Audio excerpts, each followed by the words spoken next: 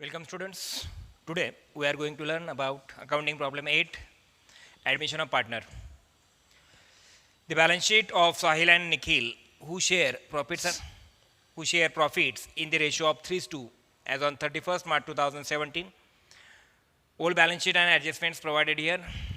Varad as a new partner admitted into partnership as on 1st April 2017.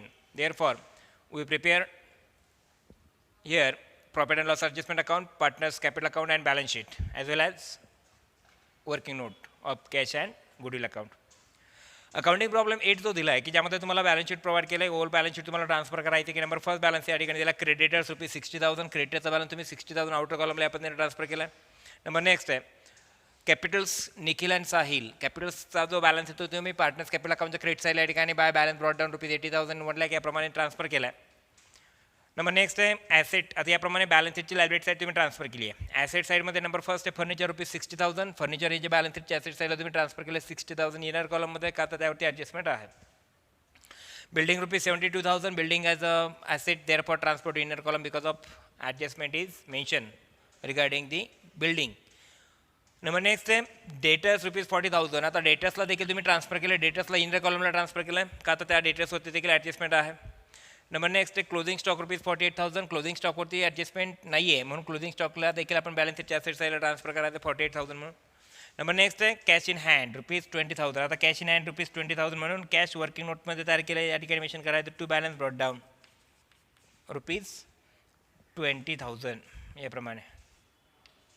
20,000 हा cash अकाउंटचा balance आहे opening balance म्हणून या ठिकाणी आपण कॅश अकाउंट या ठिकाणी प्रिपेअर केलं आहे. तर अशा पद्धतीने कॅश अकाउंटचे बॅलन्सेस किंवा सर्व ॲसेट्स लायबिलिटीचे बॅलन्सेस आपण ट्रान्सफर केले. तो बॅलन्स शीट याप्रमाणे तुमचं ब्लँक झालं आहे. त्यानंतर ॲडजस्टमेंट नंबर फर्स्ट पूर्वी Varad admitted on 1st April 2017 as on following terms. या ठिकाणी फर्स्ट नंबर ॲडजस्टमेंट दिली आहे. Varad was to pay ₹1 lakh for his share of goodwill. वरदने त्या ठिकाणी शेअर ऑफ कॅपिटल म्हणून या ठिकाणी बिझनेसमध्ये ₹1 lakh या ठिकाणी इंट्रोड्यूस केली आहेत आणले आहेत. Varad bring ₹1 lakh as a capital into partnership. मग त्या संदर्भात आपण एंट्री काय पास करतो की न्यू पार्टनरने या ठिकाणी न्यू पार्टनर कोणी वरदने जर त्या ठिकाणी ₹1 lakh कॅपिटल बिझनेसमध्ये आणलं तर एंट्री काय पास करतो तुम्ही कॅश अकाउंट डेबिट टू वरदच कॅपिटल अकाउंट. बरोबर आहे वरदच कॅपिटल अकाउंट म्हणून कॅश अकाउंटच्या डेबिट साईडला मेन्शन करायचं टू वरदच कॅपिटल अकाउंट याप्रमाणे अमाऊंट ₹1 lakh. आणि याचा लेजर पोस्टिंग सेकंड नंबर फिट काय असेल वरदच कॅपिटल अकाउंटच्या क्रेडिट साईडला तुम्ही ऑलरेडी मेन्शन केलं बाय कॅश अकाउंट ₹1 lakh. ठीक आहे याप्रमाणे. नंबर नेक्स्ट मेन्शन केलं adjust number third adjustment number second, he was also to pay ₹40,000 as his share of goodwill. ₹40,000 goodwill म्हणून त्या ठिकाणी आणलं आहे. ठीक आहे. मग या ठिकाणी he also bring goodwill in cash of ₹40,000 या प्रकारची ॲडजस्टमेंट आहे नंबर सेकंड. तर त्या संदर्भात देखील आपण एंट्री काय पास केली आहे cash account debit to goodwill account ही आपल्याला एंट्री पास करायची म्हणून कॅश अकाउंट डेबिट साईडला मेन्शन करायचं टू गुडविल अकाउंट ₹40,000. आणि याचा सेकंड नंबर घ्यायचा एंट्री काय बदलली cash account debit to goodwill म्हणून गुडविल अकाउंटच्या गेट साईडला मेन्शन करायचं बाय कॅश अकाउंट याप्रमाणे बाय कॅश अकाउंट ₹40,000 याप्रमाणे. काय adjustment number second he was also to pay ₹40,000 as he share of goodwill म्हणून या ठिकाणी cash account debit to goodwill account entry pass केली म्हणून cash account debit to goodwill account आणि goodwill अकाउंटच्या गेटला बाय कॅश अकाउंट ₹40,000 याप्रमाणे effect तुम्हाला द्यायचे आहेत ॲडजस्टमेंटचे. त्यानंतर गुडविल या ठिकाणी रिटेन आहे असं आपण समजू. या ठिकाणी गुडविल रेज म्हटलेलं नाही आहे रिटर्न ऑफ म्हटलेलं नाही तर गुडविल रिटेन म्हणून आपण या ठिकाणी कन्सिडर करायचे म्हणून गुडविल रिटेनच्या किती एंट्रीज पास होत नाही मी 2. पहिली एंट्री तर आपण पास केली cash account debit to goodwill म्हणून cash account debit to goodwill ₹40,000 आणि गुडविल अकाउंटच्या गेटला बाय कॅश अकाउंट ₹40,000 मेन्शन केलं. मग गुडविल रिटेनची एंट्री काय पास करतो तुम्ही goodwill account debit old partners capital account म्हणून गुडविल अकाउंटच्या डेबिट साईडला मेन्शन करायचं to old partners capital account याप्रमाणे. ओल्ड पार्टनर्स कोण आहे त्यामध्ये जसं की साहिल आणि निखिल याप्रमाणे जसं की साहिल निखिल. आता साहिलचं कॅपिटल किती या ठिकाणी ₹40,000 जर आपण डिवायडेशन केलं तर त्या ठिकाणी 3:2 हा रेशो आहे. बरोबर आहे. ओल्ड रेशो काय दिला या ठिकाणी 3:2 दिला आहे म्हणून या ठिकाणी 3:2 जर रेशो असेल 40,000चा जर 3:2 मध्ये जर डिवायडेशन केलं आपण 3/5 suppose 3:2 40,000 multiply 2 divided by 5 suppose 8,000 multiply 3 24,000. ठीक आहे. आणि 8,000 multiply 2 is equal to 16,000.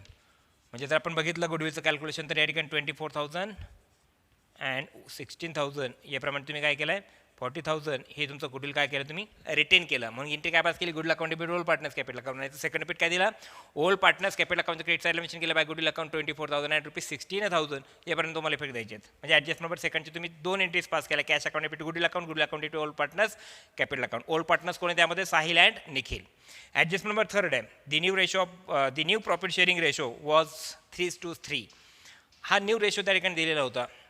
New ratio तुम्हाला दिला आहे, मात्र या ठिकाणी तुम्हाला कॅपिटल ॲडजस्ट करायचं नाही आहे, त्यामुळे इथे त्या कॅल्क्युलेशनची गरज नाही आहे, हे लक्षात घ्या. ॲडजस्ट नंबर 4 आहे, म्हणजे ॲडजस्ट नंबर थर्डचे कुठले इफेक्ट तुम्हाला द्यायचे नाही आहेत. Adjust number 4 old partners decided to revalue assets as follows. Old पार्टनर्सने डिसाईड केलं की ॲसेटचं रिव्हॅल्युएशन करायचं, की ज्यामध्ये नंबर फर्स्ट ॲसेट दिली आहे बिल्डिंग ₹1 लाख. बिल्डिंग ₹1 लाख असेल या प्रकारचं रिव्हॅल्युएशन केलं, म्हणजे बिल्डिंगची बुक व्हॅल्यू काय ॲक्च्युअलमध्ये या ठिकाणी 1 लाख असेल. ॲक्च्युअली होते किती 72,000, म्हणजे बिल्डिंगची व्हॅल्यू झाली 1 लाख, म्हणजे किती रुपीजने इन्क्रीज झाली बिल्डिंग ₹28,000. मग 28,000 जर बिल्डिंग इन्क्रीज झाली तर निश्चितपणे या 28,000ला काय म्हणायचं बिझनेसचा जो इन्कम आहे, बिझनेसचा तो बेनिफिट आहे. म्हणून बिल्डिंगमध्ये आपण काय केलं ॲड ॲप्रिसिएशन 28,000, म्हणजे 72,000 plus 28,000 transfer to auto column ₹1 lakh as a book value of building. मग बिल्डिंगचा बॅलन्स जर 28,000ने जर इन्कम इंडिकेट होतो त्या ठिकाणी बाय बिल्डिंग अकाउंट ₹28,000 हे आपण प्रॉफिट अँड लॉस ॲडजस्टमेंट अकाउंटचे किट सायला केलं. त्या संदर्भात एंट्री काय होते increase the value of asset किंवा appreciate the value of asset या प्रकारची जर कंडिशन असेल तर एंट्री काय पास करतो आपण asset account debit to profit and loss adjustment account. त्याचप्रमाणे इथे building account debit to profit and loss adjustment account ₹28,000 या प्रकारे इफेक्ट दिला आहे. नंबर नेक्स्ट दिला बॅलन्स फर्निचर ₹48,000. फर्निचरचा देखील या ठिकाणी बॅलन्स दिला 48,000. फर्निचरचा बॅलन्स किती आहे 60,000 होता, आता 48,000 राहिला, तो आपल्याला आउटरला दाखवायचा आहे. म्हणजे 60,000ची जी व्हॅल्यू असते आणि फर्निचरची व्हॅल्यू काय डिक्रीज झाली, किती रुपीजने डिक्रीज झाली 60,000 होती, ॲक्च्युअल झाली किती 48,000, म्हणजे 12,000ने व्हॅल्यू डिक्रीज झाली. म्हणजे 60,000 मायनस 12,000 त्यालाच म्हणायचं लेस. फर्निचरमधून काय करायचं तुम्हाला लेस रिव्हॅल्यूड 12,000, म्हणजे 60,000 मायनस 12,000 ट्रान्सपोर्ट आउटर कॉलम ₹48,000. म्हणजे या ठिकाणी फर्निचरची व्हॅल्यू डिक्रीज झाली, म्हणजे हा बिझनेसचा लॉस समजायचा. मग पार्टनरशिपचा जर लॉस असेल तर तो आपण प्रॉफिट अँड लॉस ॲडजस्टमेंट अकाउंटच्या डेबिट साईडला इंडिकेट करतो. म्हणून या ठिकाणी प्रॉफिट अँड लॉस ॲडजस्टमेंट अकाउंटच्या डेबिटला मेन्शन केलं टू फर्निचर अकाउंट ₹12,000. ठीक आहे, एंट्री काय पास झाली for profit and loss adjustment account debit ₹12,000 to furniture account credit ₹12,000 या प्रकारची जनरल एंट्री तुम्हाला पास करायची आणि त्याचा लेजर पोस्टिंग करायची. नंबर नेक्स्ट आहे ॲडजस्टमेंट नंबर फोर्थमधीलच डेटर्स ₹38,000. ॲक्च्युअली डेटर्स ₹38,000 मात्र पुढे काय मेन्शन केलं आहे in view of likely bad debts. Actually जो बॅलन्स आहे डिक्रीज झाला आहे. डेटरचा ॲक्च्युली 40,000 होता, डेटरचा बॅलन्स 40,000 होता, मात्र तो ॲक्च्युअली 38,000 त्या ठिकाणी दिसतोय. मग निश्चितपणे याचा जो व्ह्यू दिला आहे की त्या ठिकाणी view of likely bad debts as a bad debts म्हणून तुम्हाला या प्रकारचा बॅलन्स काय करायचं आहे ॲज अ प्रोव्हिजन म्हणून त्यातनं डिडेक्ट करायचं आहे. 40,000 बॅलन्स असताना 38,000 झाला, याचा अर्थ 2,000चं जे काही डिडक्शन आहे ते ॲज अ RDD किंवा ॲज अ बॅड डेप्स म्हणून प्रोव्हिजनच्या स्वरूपामध्ये मेन्शन करायचे. मग 40,000 मायनस 2,000 ट्रान्सपोर्ट ऑटो कॉलम ₹38,000 त्या ठिकाणी RDD म्हणून आपण 2,000 लेस केले आहेत. RDD बिझनेसचं काय एक्सपेन्स लॉस आहे, मग तो आपण दाखवतो कुठे profit and loss adjustment account डेबिटला टू RDD अकाउंट ₹2,000. एंट्री काय पासून profit and loss adjustment account debit to RDD account ₹2,000 याप्रमाणे. ठीक आहे, नंबर नेक्स्ट आहे आता ॲडजस्ट नंबर 4 तुमची कंप्लीट झाली आहे, समजलं. त्यानंतर adjust number 5 it was found that there was a liability for ₹3,000 for goods in March 2017 but recorded on 2 April 2017. Actually या ठिकाणी ज्या काय अनरेकॉर्डेड लायबिलिटी आपण म्हणूयात, ॲक्च्युली अनरेकॉर्डेड लायबिलिटी काय आहे it was found that there was a liability for ₹3,000 liability त्या ठिकाणी सापडली आहे, लक्षात आली आहे.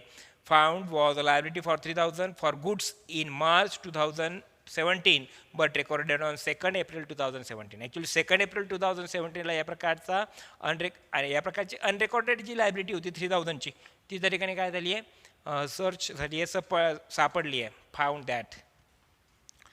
That on 2 April 2017. 2 एप्रिल 2017ला लायबिलिटी त्या ठिकाणी अनरेकॉर्डेड जी होती ती रेकॉर्ड केली गेली आहे.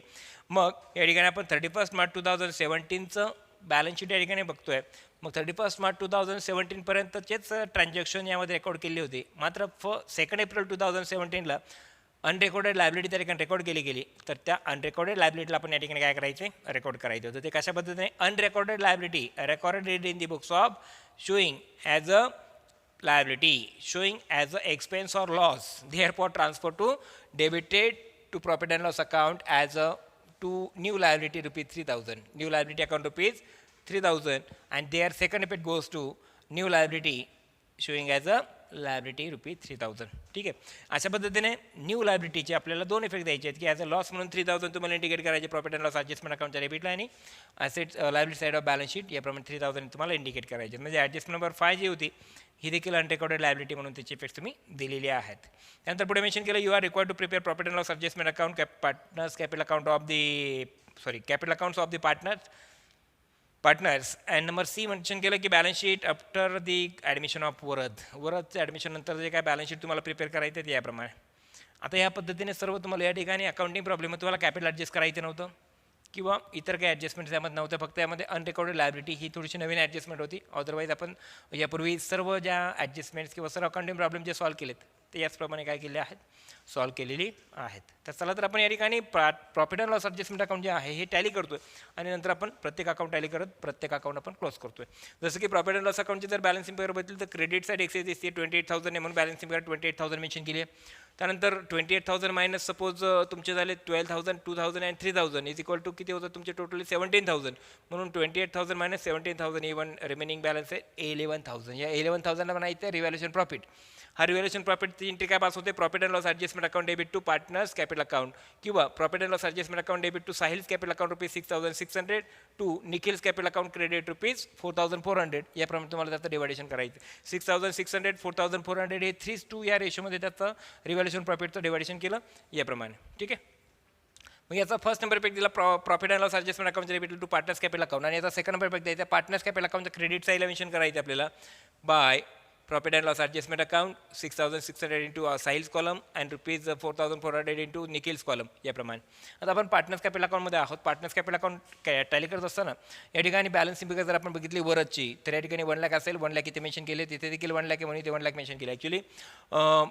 ॲक्च्युली या ठिकाणी काय झालं की वरचा क्रेडिट बॅलन्स एक्सेस होता म्हणून बॅलन्सिंगवर आपण 1 लाख मेन्शन केले. डेबिटला काहीच नव्हतं म्हणून हा जो 1 लाख रुपीचा बॅलन्स आहे त्याला टू बॅलन्स कॅरी डाऊन म्हणून आपण कन्सिडर करायचे. ठीक आहे.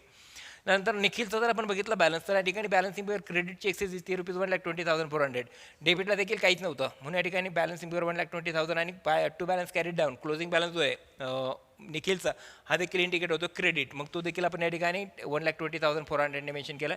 त्यासोबतच साहिलचा देखील आपण बॅलन्स जर बघितला 80,000 24,000 आणि 6,600 या ठिकाणी 1,10,600 असेल बॅलन्सिंगवर. इथे देखील 1,10,600 ॲज अ बॅलन्सिंग पेअर म्हणून मेन्शन करायची आहे. इथे देखील कुठलाही क्लोजिंग बॅलन्स ॲक्च्युली कुठलाही डेबिट बॅलन्स नव्हता म्हणून या ठिकाणी 1,10,600 हीच अमाऊंट या ठिकाणी सेम आपण मेन्शन केली त्याला म्हणतो टू बॅलन्स कॅरी डाऊन. हा असेल तुमच्या पार्टनर्स कॅपिटल अकाउंटचा क्लोजिंग बॅलन्स. हा ट्रान्सफर केला आपण बॅलन्स शीटच्या लायबिलिटी साईडला कॅपिटल्स म्हणून या ठिकाणी Sahil Nikhil and Varad ₹1,10,600 1,20,400 and ₹1 lakh respectively. तर टोटल आउटला ट्रान्सफर केली त्याची ₹3,31,000 याप्रमाणे. ठीक आहे. त्यानंतर आपण बॅलन्स शीट टॅली करतोय. मात्र बॅलन्स शीट टॅली करण्यापूर्वी तुमच्याकडे कॅश अकाउंट तुम्ही टॅली केलं होतं. कॅश अकाउंट टॅली केलं म्हणण्यापेक्षा कॅश अकाउंट प्रिपेअर केलं वर्किंग नोटमध्ये. कॅश अकाउंटचा तो क्लोजिंग बॅलन्स तो आपण त्या ठिकाणी फाइंड आउट करतोय. आता कॅश अकाउंट तो क्लोजिंग बॅलन्स जर फाइंड आउट केला तर तो किती येतोय तो फाइंड आउट करूयात त्याप्रमाणे आपण इफेक्ट देऊयात. जसं की 20,000 1 लाख अँड 40,000 म्हणजे टोटल या ठिकाणी 1,60,000 हा तुमचा काय दिसतो क्लोजिंग बॅलन्स दिसतो 1,60,000 याप्रमाणे. मग या ठिकाणी आपण याला काय म्हणणार by balance carried down. By balance carried down म्हणजे याप्रमाणे कॅश अकाउंटने कुठला बॅलन्स इंडिकेट केला डेबिटची बॅलन्सिंग बेर एक्सेस आहे क्रेडिटची बॅलन्सिंग बेर या ठिकाणी शॉर्ट आहे म्हणून या ठिकाणी क्रेडिटला म्हटलं बाय बॅलन्स कॅरीड डाऊन. या ठिकाणी तोच बॅलन्स आपण कॅश मेन्शन केला ₹1,60,000. ठीक आहे. या पद्धतीने तर अशा म्हणजे हा कॅशचा बॅलन्स या ठिकाणी आपण 1,60,000 आउटरला ट्रान्सफर केला. आणि ही जे काही गुडविल अकाउंट आहे हे गुडविल अकाउंट देखील तुम्ही काय केलं ऑटोमॅटिकली टॅली केलं आहे. ॲक्च्युली दोन्ही balancing baker both of sides of goodwill account already tally actually tally झाली. तिथे 40,000 मेन्शन केलं इकडे देखील 40,000 बॅलन्स मेन्शन केलं म्हणजे या ठिकाणी गुडविल ऑटोमॅटिक अकाउंट जे आहे ऑटोमॅटिकली टॅली झालं. आणि अकाउंटिंग प्रॉब्लेम जो आहे तो इथपर्यंत आपण काय केलं टॅली केलं की ॲक्च्युअलमध्ये सर्व ज्या बॅलन्सिंग फिगर 3,94,000 लायबिलिटी साईडची बॅलन्सिंग येते ती बॅलन्सिंग फिगर येते आणि 3,94,000 ॲसेट साईडची बॅलन्सिंग फिगर येते.